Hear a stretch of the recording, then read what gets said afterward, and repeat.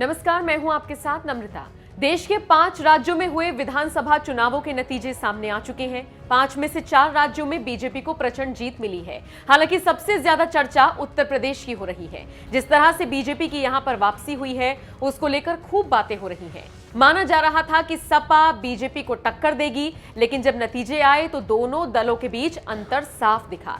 खैर, चुनावी नतीजे आने के बाद से ही एक खबर बहुत तेजी से सोशल मीडिया पर घूम रही है। खबर यह है कि अखिलेश ने मैनपुरी की जिस करहल सीट से चुनाव लड़ा और जीते, वो उसे अपनी पत्नी डिंपल यादव के लिए छोड़ने जा रही हैं। दरअसल अखिलेश यादव आजमगढ़ से सांसद हैं और अब करहल से विधायकी का चुनाव भी जीत गए हैं। जाहिर है एक साथ सांसद और विधायक बनकर तो अखिलेश नहीं रह पाएंगे, इसीलिए उनके लिए किसी एक पद को चुनना और एक से इस्तीफा देना ही ऑप्शन बचा है। खबर है कि अखिलेश करहल से इस्तीफा देकर अपनी पत्नी और पूर्व सांसद डिंपल यादव को यहां से चुनाव लड़ने का मौका देने वाले हैं। अखिलेश ने तो मास्टर प्लान तैयार कर लिया है, लेकिन बीजेपी उनके इस मास्टर प्लान में सेंध लगाने की तैयारी कर चुकी है।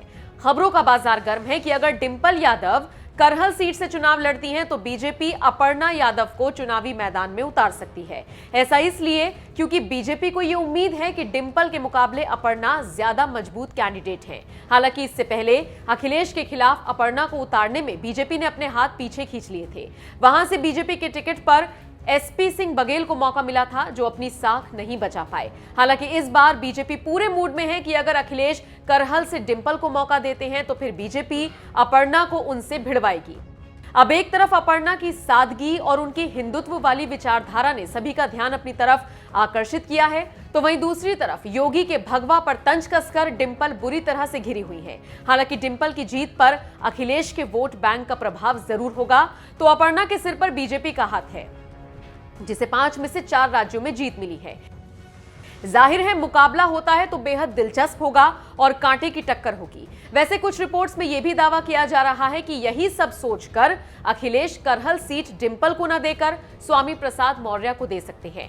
ये वही मौर्य हैं जो कभी योगी सरकार में मंत्री हुआ करते थे और चुनावों के दौरान सपा में शामिल हो गए थे। वो अलग बात है कि अपनी सीट बचाने में वो कामयाब नहीं हो पाए और हार गए। हालांकि हारे हुए मौर्य पर भी अखिलेश दांव लगाने को तैयार है।